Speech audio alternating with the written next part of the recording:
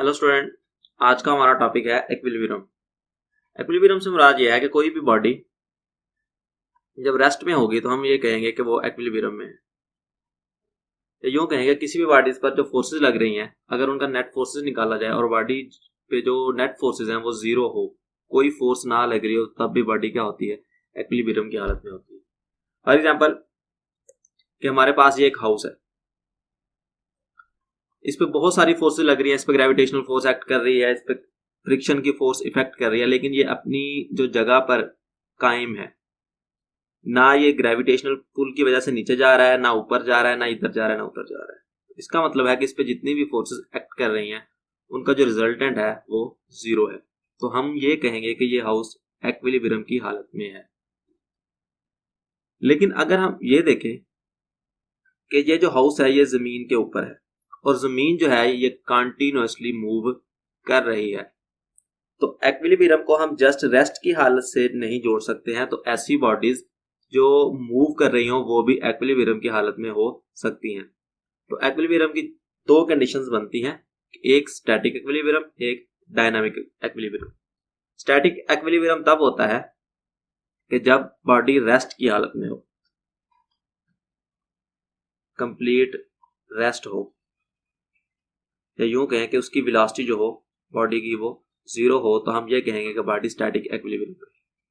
और अगर body move कर रही हो विद यूनिफॉर्म स्पीड, स्पीड तो हो लेकिन यूनिफॉर्म स्पीड हो, तब हम ये कहेंगे कि बॉडी डायनामिक इक्विलिब्रियम की हालत में है। स्टैटिक इक्विलिब्रियम की एग्जांपल लें तो हम बिल्डिंग्स ले लेते हैं। कोई भी बिल्डिंग है, वॉल पे लगा हुआ क्लॉक वो भी अपनी जगह से नहीं मूव कर रहा, तो वो भी स्टैटिक इक्विलिब्रियम में है।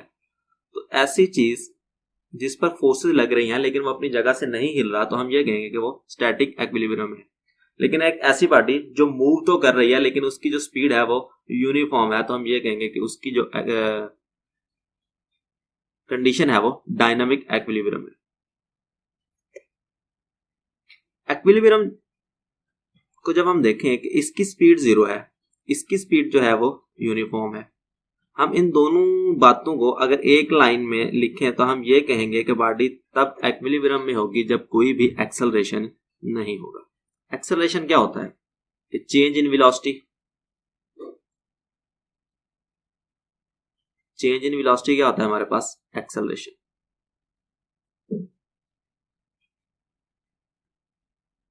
स्टैटिक इक्विलिब्रियम ये कहता है कि बॉडी की जो वेलोसिटी होगी वो होगी ही जीरो।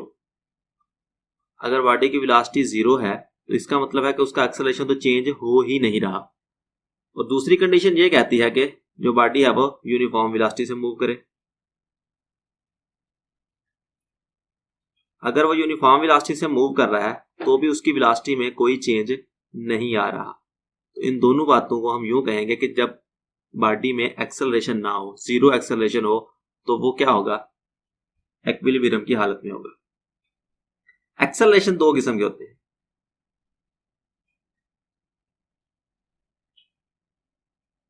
एक हम कहते हैं ट्रांसलेशन और एक को हम कहते हैं रोटेशनल।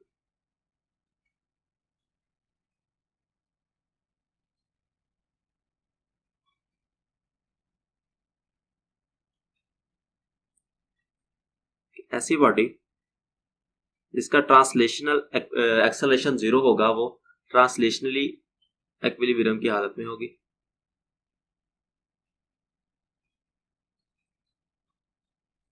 और ऐसा बॉडी जिसका रोटेशनल एक्सेलरेशन जीरो होगा वो रोटेशनल इक्विलिब्रियम की हालत में होगा।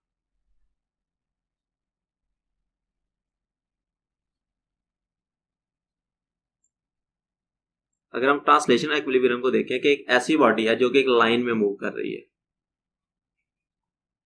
हमारे पास कोई भी एक गाड़ी है या कोई भी एक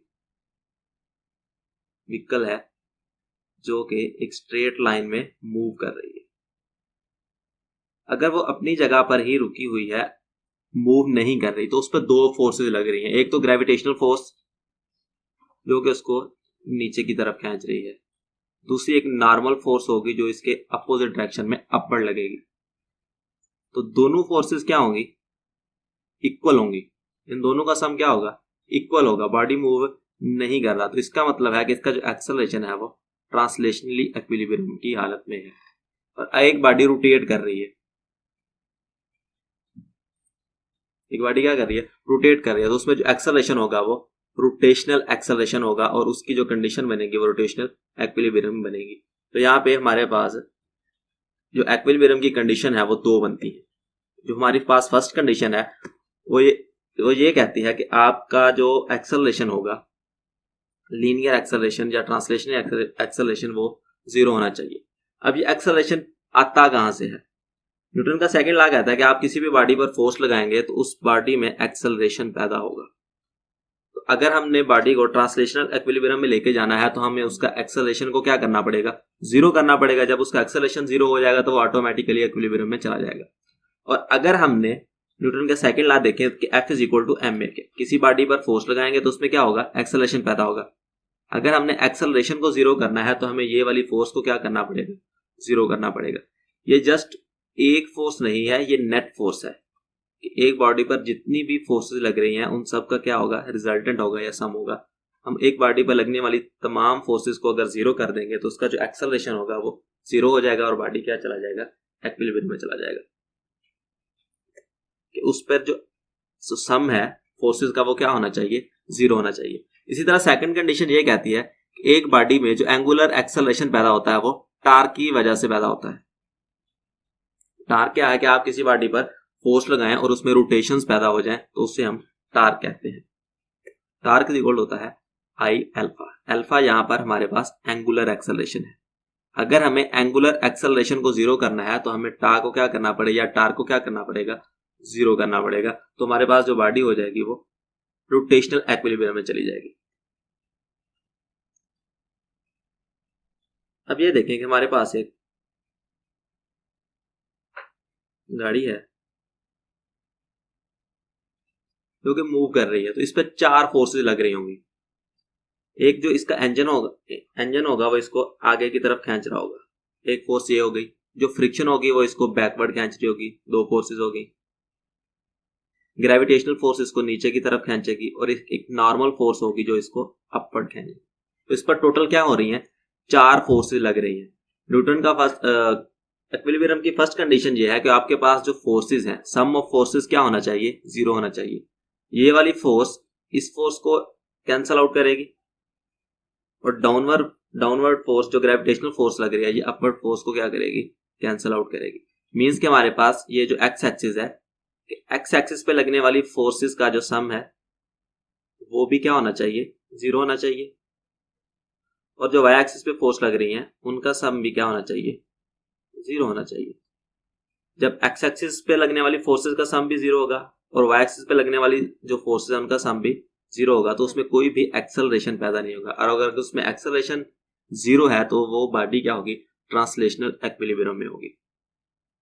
इसी तरह सेकंड कंडीशन में देखें तो हमारे पास एक फैन है।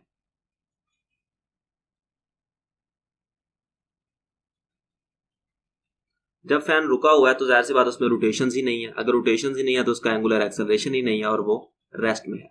लेकिन जब वो मूव करता है तो राइट हैंड रूल से अगर हम देखें तो इसकी जो टार्क की डायरेक्शन बनती है वो अपवर्ड बनती है और एक सेम फोर्स ग्रेविटेशनल फोर्स को क्या करती है, नीचे की तरफ खींचती है।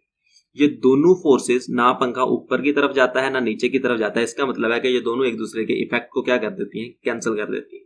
तो बॉडी क्या होगी, एंगुलर, इसका जो एक्सेलरेशन होगा वो जीरो हो जाएगा और बॉडी क्या होगी, रोटेशनल इक्विलिब्रियम की हालत में चली जाएगी।